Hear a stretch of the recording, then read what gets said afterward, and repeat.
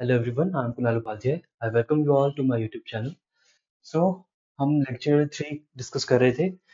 Technically ये lecture 3.1 है क्योंकि लेक्चर 3 से प्रीवियस वीडियो में डिस्कस कर चुके हैं. हम बात कर रहे हैं एज ऑफ चौसर की. अब मैं क्या करूँगा कि थोड़ी वीडियोस को शॉर्ट रखूँगा ताकि कम टाइम में ज़्यादा इन्फॉर्मेशन आपको पहुँचाई जा सके. सबसे पहले हम बात कर लेते हैं जॉफरी चौसर की. जो जॉफरी चौसर हैं या फिर सिर्फ चौसर, जिनको चौसर के नाम से जानते हैं ना, इनको हम बोलते हैं father of English literature. English literature के फादर हैं ये एंड इंग्लिश पोइट्री के फादर हैं ये. दोनों चीज़ों के फादर हैं. क्यों है इंग्लिश लिटरेचर के फादर? क्योंकि मेडिवल इंग्लिश पीरियड के बाद, यानी कि जो अभी तक हमने पढ़ा है इंग्लिश, उस पीरियड के बाद यही हैं चौसर जिन्होंने एक्चुअल वर्क्स लिखे पोइट्री में, जिन्होंने एक्चुअल काम किया है. मतलब अब देखिए, जो चौसर थे ना, ये कोर्ट पोइट थे. तो कोर्ट पोइट का क्या काम होता है कि जो कोर्ट है, जो राजा है, उसको ही प्लीज करना है. तो एडवर्ड थ्री के कोर्ट में थे ये. इनके कोर्ट में थे ये as a court poet, right. अब हम बात कर लेते हैं चौसर के बारे में और थोड़ी सी. ये यहाँ पे मैंने लिखा हुआ है वेस्टमिंस्टर एबी. तो ये ऐसी जगह है, ये बेसिकली वेस्टमिंस्टर में एक चर्च है जहाँ पर बड़े बड़े जो लोग थे, जो बड़े बड़े पर्सनैलिटीज थे, उनकी बॉडीज को दफन किया जाता है. तो ये पहले ऐसे राइटर थे जिनकी बॉडी को वेस्टमिंस्टर एबी में दफनाया गया था. तो इतनी चीज इंपॉर्टेंट नहीं है नेट के पॉइंट ऑफ व्यू से. हालांकि अगर आप चौसर के बारे में जानना चाहते थे तो ये इंपॉर्टेंट था. तो चौसर का एक बहुत इंपॉर्टेंट वर्क है कैंटरबरी टेल्स. तो ये वर्क बहुत इंपॉर्टेंट है. इसमें क्या होता है ना कि चौसर एक टीम के साथ जा रहे होते हैं कैंटरबरी. कैंटरबरी क्या है? कैंटरबरी एक तीर्थ यात्रा की जगह है. तो उसमें आपके बहुत सारे लोग होते हैं. उसमें एक गाइड भी होता है एंड बाकी सारे उसके फॉलोअर्स होते हैं जो उनके फॉलो कर रहे होते हैं. तो चौसर क्या बोलते हैं या फिर क्या डिस्कस होता है उधर?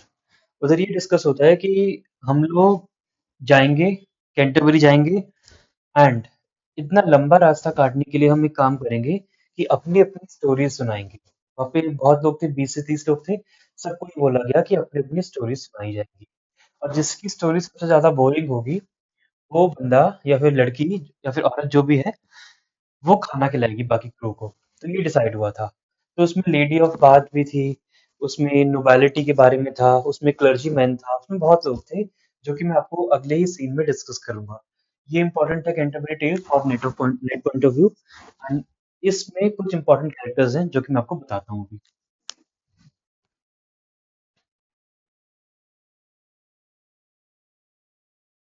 सो let's discuss about Chaucer's Canterbury Tales. कुछ कैरेक्टर्स मैं आपको बता देता हूँ. आपका काम क्या है कि जब भी आप फ्री होंगे तो इन कैरेक्टर्स की स्टोरीज आप देख लेंगे. अब देखिए, कैरेक्टर्स मैं आपको बताऊंगा कम से कम 22 23, 23 कैरेक्टर्स मैं आपको बताने वाला हूँ total. So it is not possible कि आप पूरे 23 कैरेक्टर्स को देखें. सो आप क्या करेंगे, मैं आपको इंपॉर्टेंट मार्क करा दूंगा. आप उन इंपॉर्टेंट कैरेक्टर्स को देख लेंगे. कुछ कैरेक्टर्स मैं आपको बता देता हूँ हाथों हाथ. See, the very first character that is on Canterbury, जो कैंटरबरी के रास्ते में जा रहा है, वो है द नाइट. The night. अब इससे पिछली 3 वीडियो में मैं शिवेलरी की बात कर रहा हूँ, बार बार शिवेलरी शिवेलरी कर रहा हूँ. तो knight is in symbol of chivalry and honour, right. इस नाइट ने बहुत सारी लड़ाइयाँ लड़ी हैं, ठीक. और ये ट्रू रिप्रेजेंटेशन है नाइटहुड का. दूसरा कैरेक्टर है द स्क्वायर. जो स्क्वायर है ना, ये नाइट का ही बेटा है, इसी नाइट का बेटा है. एंड ये भी अपने पापा की तरह नाइट बनना चाहता है और बन चुका है बेसिकली. Then human. ह्यूमन क्या है? इन दोनों के, the knight and the squire, इन दोनों का ये सर्वेंट है, राइट. फिर है द पायरेसिस. ये कौन है? ये, इनको बोलते हैं हम, इनका नाम है बेसिकली मैडम या फिर मैडमे, ये एग्लेंटाइन. सो ये कौन है? ये एक कॉन्वेंट की हेड है, ठीक है. ये थोड़ी सी मेलोड्रामेटिकल है, यानी कि रोने वाली. तो उस टाइम पे एक लेडी को रोने वाला बता दिया गया, जबकि एक और लेडी है जो कि है द वाइफ ऑफ बाथ. वो स्ट्रॉन्ग एंड इंडिपेंडेंट वुमेन दिखाई गई है. चलिए तो बताता हूँ मैं थोड़ा सा आगे. Then the monk. एक मॉन्क है जो कि क्लर्जी का मेंबर है. मॉन्क है तो क्लर्जी तो हो गई. इसकी खासियत है कि ये करप्ट मेंबर है, ये और इसका एक और जुड़वा भाई है. जिसका नाम है द फैरियर। द फैरियर, इसका नाम हर्बर्ट है। ये भी करप्ट रिलीजियस फिगर है। ये लोग क्या करते हैं कि जैसे इंडिया का एग्जांपल ले लीजिए, इंडिया में भी धर्म के नाम पर बहुत ज्यादा करप्शन है। आपको बोल दिया जाएगा कि आप पे भूत चढ़ गया, आप पे ये हो गया, वो हो गया, एंड आपसे बहुत सारे पैसे ले लिए जाएंगे। तो वही काम ये लोग करते हैं। The friar, the monk. देखिए, जो जो जो मॉन्क है वो चर्च पे करप्शन करता है, और जो फैरियर है वो लोगों को लूटता है, रिलीजियस फिगर है एक तरीके से। एंड वो यही बोलता है कि आप पे स्पिरिट आ गई है, आप पे ये आ गए, एंड उन लोगों को बेसिकली लूटने का काम करता है। राइट। जितने भी कैरेक्टर्स हैं, सिवाय 3 या 4 के, जो कि मैं आपको लास्ट में बताऊंगा जब मैं कैरेक्टर की लिस्ट खत्म कर दूंगा, जितने भी कैरेक्टर हैं सारे ही करप्ट हैं। सारे ही ऐसे लोग हैं जिन्होंने पाप कर रखे हैं, एंड अब वो तीर्थ यात्रा पे जा रहे हैं अपने पाप धोने के लिए। Then comes the wife of Bath. बहुत इंपॉर्टेंट है वाइफ ऑफ बाथ। मैं इंपॉर्टेंट मार्क भी करा दूं। द नाइट इंपॉर्टेंट है फिलहाल, the wife of Bath important है। एंड जब भी आपको टाइम मिले तो ये डीडी के बारे में पढ़ लीजिएगा। अभी इतने कैरेक्टर्स में से इतने ही इंपॉर्टेंट है, राइट। एक ये थोड़ा पार्सल आप देख लीजिएगा। मेन तो the wife of bath, the night देखना ही देखना है। वाइफ ऑफ बाथ कौन है? एक लेडी है जिसका नाम एलिसन है। तो उसने क्या किया है, इसने 5 शादियाँ की हैं अपनी ज़िंदगी में। एंड शुरू की 3 शादियाँ इसके अकॉर्डिंग सही चली, क्योंकि शुरू के 3 जो लोग थे वो बहुत अमीर थे एंड इसकी बात मानते थे। एंड लास्ट की 2 शादियाँ इसकी खराब चली। खराब क्यों चली? क्योंकि ये थोड़े गरीब भी थे एंड इसकी बात भी नहीं मानते थे ढंग से। एंड लास्ट हस्बैंड को उसने क्या किया कि मुक्का मार के उसको मार दिया। देन 100 चूहे खा के बिल्ली हज को चली। फिर है द पार्सन। द पार्सन क्या है? ये क्लर्जीमैन है, बट ये डिवोटेड है। ये सारे करप्ट हैं दोनों। ये डिवोटेड है। मैंने बताया ना आपको 2-3 लोग हैं जो अच्छे हैं। उनमें से द पार्सन भी है। डिवोटेड क्लर्जीमैन, जो कि ट्रू मोरालिटी का को शो करता है बेसिकली ना। अब हम थोड़ी-सी और बात कर लेते हैं माइलर। सो बाकी कैरेक्टर्स मैंने अपने नोट डाउन किए। इससे पहले मैं चौसर की एक बात और बता दूं आपको, मुझे याद आ गई रैंडमली। तो चौसर के टाइम पर ही जो था प्लेग हुआ था। ऐसा प्लेग जो कि चूहों से हुआ था। एंड उस प्लेग ने ना 1/3 पॉपुलेशन जो थी इंग्लैंड की वो क्लियर कर दी थी। एंड वो प्लेग आपके दिमाग में आ ही गया होगा कौन सा था, अगर आपने मेरी प्रीवियस वीडियोस देखी हैं तो। वो प्लेग था द ब्लैक डेथ। तो ब्लैक डेथ हुआ था चौसर के टाइम पर, बट चौसर ने कुछ नहीं लिखा था उस बारे में, क्योंकि वो एक कोर्ट पोइट था। एक तो ये तो रैंडम थॉट्स आते रहते हैं, वो बताता रहता हूँ मैं आपको। अब हम बात कर लेते हैं अगले कैरेक्टर के बारे में, जो कि है द प्लोमैन। ये भी इंपॉर्टेंट कैरेक्टर है, राइट।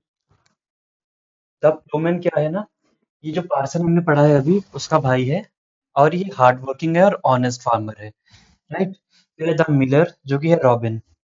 इसमें जो जो मिलर है ना, इसमें बहुत स्ट्रेंथ है और रफ ह्यूमर है, यानी गालियों से भरा वाला ह्यूमर है। Then the मेंसिपल। मेंसिपल क्या है कि लॉयर्स का ग्रुप है बेसिकली। उस ग्रुप का एक एजेंट है जो कि क्लाइंट्स वगैरह लाता है लॉयर्स के लिए। ये क्लेवर है और स्मार्ट है। ऑब्वियसली लॉयर का वो है एजेंट है तो स्मार्ट तो होना ही पड़ेगा। Then रीव, the रीव। ये है रियल स्टेट पे मैनेजर है, ठीक। सारे करप्टेड है एक्सेप्ट ये प्लोमैन। प्लोमैन भी हार्ड वर्किंग है। फिर है द समनर। द समनर वो है जो चर्च का एक आदमी है, जो कि सिनर्स को सम्मान करता है, यानी कि पापियों को बुलाता है, उनको उनकी गलतियां गिनाता है बेसिकली ना। सिनर का मतलब होता है पापी। देन द पार्डनर, जैसे कि समनर बुलाता है एंड पार्डनर माफ करता है उनको। कि जैसे आपने कोई इंग्लिश मूवीज देखी होंगी तो उसमें एक ऐसा कोर्ट का ऑफिशियल होता है जो कि हमारी गलतियों को हम सुनाते हैं उसको, एंड वो माफ करता है हमको उस चीज को लेके, हम अपने गुनाह एक्सेप्ट करते हैं। तो ये द पार्टनर है, ये बहुत करप्ट है, प्रॉफिट मेकर है, यानी कि जब भी आप इसके पास जाओगे तो ये बोलेगा कि नहीं, गॉड तो ऐसे खुश नहीं होंगे, गॉड को ये चाहिए होगा, वो चाहिए होगा, ऐसे कर करके ये अपनी जेब भरता है एंड प्रॉफिट बनाता है। ग्रीडी बहुत ज्यादा है ये। Then the doctor. डॉक्टर के पास बहुत नॉलेज है। डॉक्टर के पास नॉलेज के साथ साथ वेल्थ भी बहुत है, क्योंकि वो प्रॉफिट पे ज्यादा ध्यान देते हैं रेदर देन केयर। केयर भले ही ना हो पर प्रॉफिट अच्छा हो जाए उसके अकॉर्डिंग। फिर द मर्चेंट। मर्चेंट है जो कि ट्रेड में स्किल्ड है। Then the Shipman.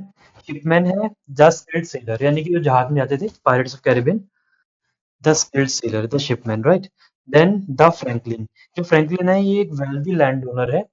एंड एक चीज इसके बारे में ध्यान रखिएगा कि जो फ्रैंकलिन है ना, इसको सब चीजें अपनी रियासत में मिल रखी है, इसने खुद कुछ नहीं कमा रखा है, सब इसको पहले से ही मिला मिलाया है। फिर द नन स्प्रीज ट्रेल, ये बहुत इंपॉर्टेंट टेल है, उसको आप देख लेंगे। एंड द कुक, ये सारे वो कैरेक्टर्स माइनर कैरेक्टर्स हैं। द कुक, जो कि जो फ्रैंकलिन है ना, लैंड ओनर है, इसका कुक है ये। ठीक।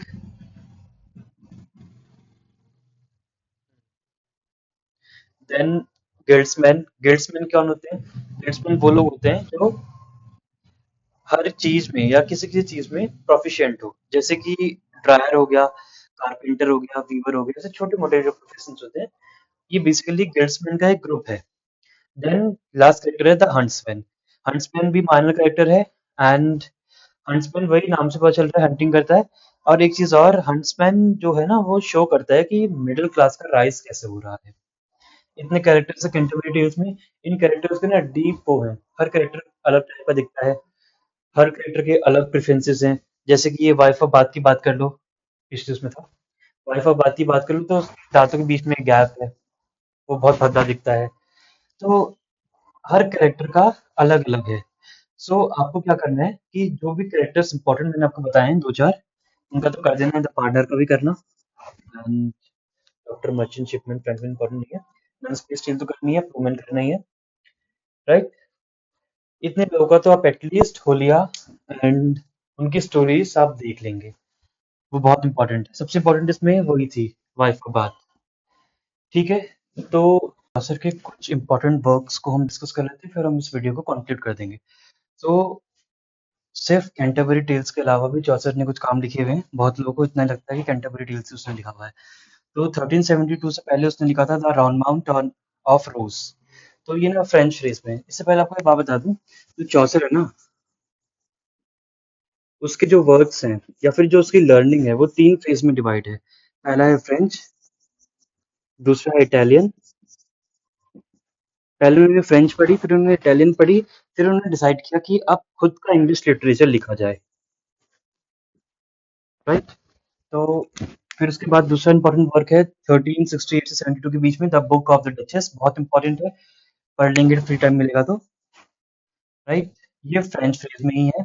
Then the house of fame, ये भी बहुत इंपॉर्टेंट वर्क है, ये भी ये इटालियन फेज में आता है, house of fame.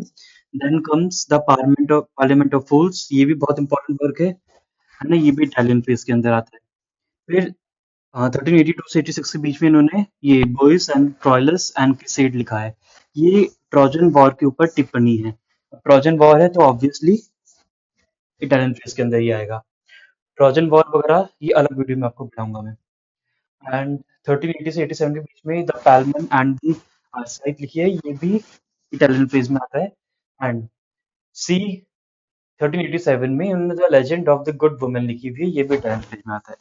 English phase में इन्होंने ये लिखी हुई है, द कैंटरबरी टेल्स। ये इनकम्प्लीट वर्क था इनका, बट लेटर ऑन उनको इस वर्क को कंप्लीट कर दिया गया। इस वीडियो की समरी देख लेते हैं एक बार।